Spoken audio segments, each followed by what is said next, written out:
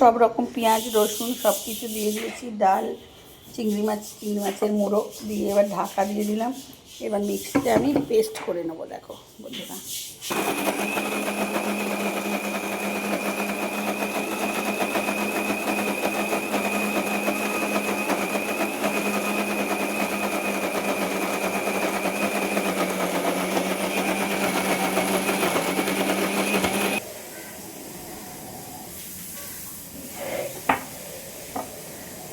এই দেখো একদম পেস্ট হয়ে গেছে। দেখো এবার আমি নুন দিয়ে দিলাম, নুন দিয়ে একটু গুলিয়ে নেবো, তাহলে পুরোটা আর কি হবে।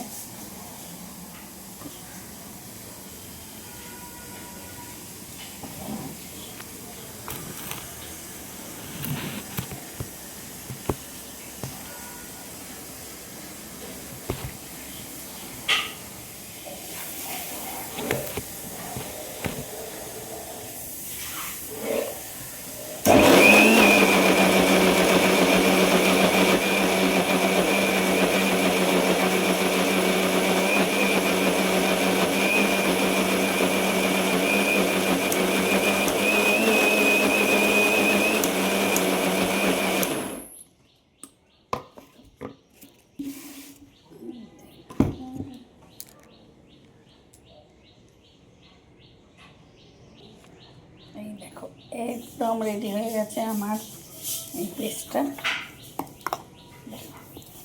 চিংড়ি মাছ আর ডাল সব কিছু একসঙ্গে পেস্ট হয়ে গেছে। ঢেলে নেবো, চলো। দেখো এটা পুরো পুরো রেডি হয়ে গেছে, নুন টুন একদম পারফেক্ট।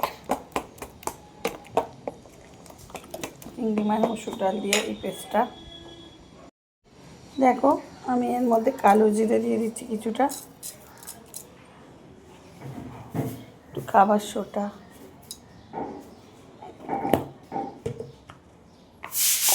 এটা দিয়ে ভালোভাবে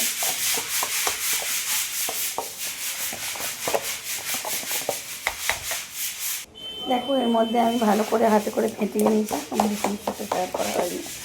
এরপর আর একটু চামচে করে নেড়ে চেড়ে নেবো। এবার চলো ব্যাটারটা নিয়ে চলে গেলাম। এরপরে কড়াই বসিয়ে দিয়েছি, কড়াইতে রিফাইন তেল দিয়ে দিচ্ছি। দেখো তেল একটু বেশি লাগবে যেহেতু বড় ভাজা।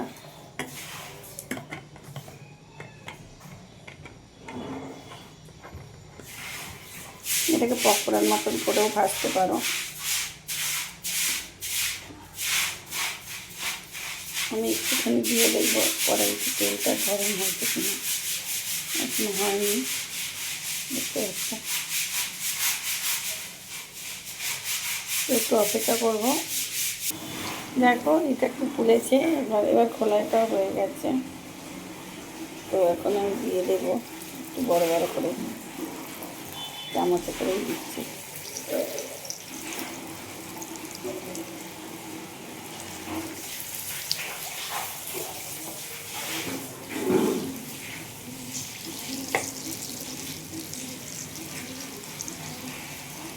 এটা অলরেডি হয়ে গেছে, দেখো ফুলের মতন ফুলেছে একদম। আমি দেখলাম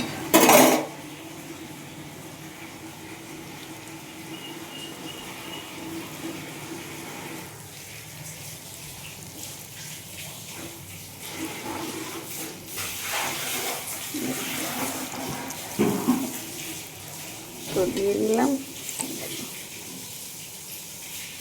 আর এত সুন্দর গন্ধ উঠছে বন্ধুরা, কী বলবো, পুরো ফুলের মতো ফুলে যাচ্ছে। দেখেছো খাবার সোটা দেওয়া আছে বলে, আর এত সুন্দর ফ্যাটানো হয়েছে, কী বলবো বন্ধুরা। এই চিংড়ি মাছের মাথাগুলো ফেলে না দিয়ে এভাবে খেতে পারো বন্ধুরা। আর চিংড়ি মাছের ওই কালো সুতোর মতোটা ছাড়িয়ে দিলেই হবে, পেট খারাপ হবে না। ওইটাই মেন পেট খারাপের মূল। আর কি সুন্দর গন্ধ বলবো, এত সুন্দর গন্ধ হচ্ছে, ফুলের মতন ফুলে গেছে। দেখো এখানে একটুখানি ফাঁক করে আমি আরও দু একটা দিয়ে দেবো। এইভাবেই ভাজতে হয় বন্ধুরা। দেখো আবার একটা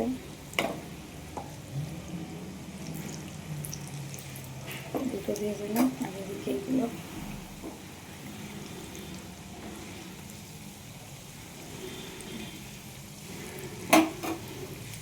দারুণ দেখতে লাগছে না বন্ধুরা?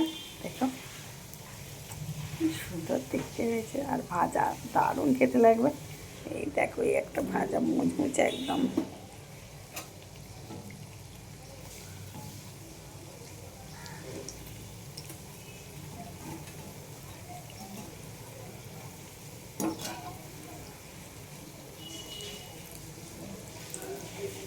সবই টুকটুক করে ফুলে যাচ্ছে।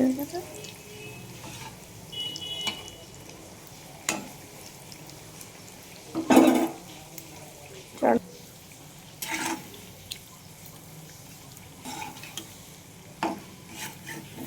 দেখো এখন আমি তুলে নিচ্ছি। কটিগুলো এত ভালো যে তেলও থাকে না, তেল ঝরে যায় বন্ধুটা। দেখো পুরো ছাংটা খুনতে, পুরো পুরো চপের মতন ফুলেছে, দেখেছ? আর মসুর ডালের টেস্ট তো দারুণ হয় বন্ধুরা। আর তার সঙ্গে এই যে মিক্স করলাম,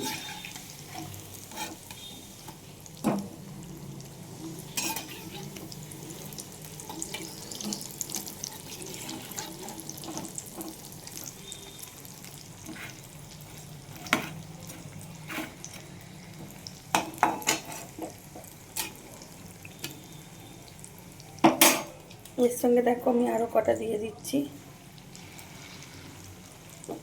এই এই চিংড়ি মাছের এই বড়া বা পকোড়াগুলো ছাড়তে তোমার যে যেমন শেপ দেবে।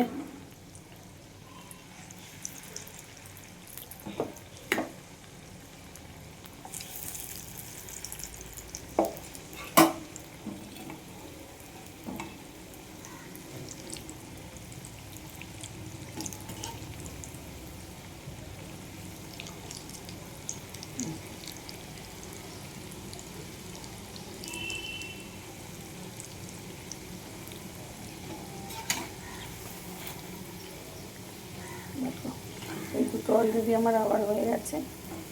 এবার একটু লাস্টে দিয়েছিলাম সেটা একটুখানি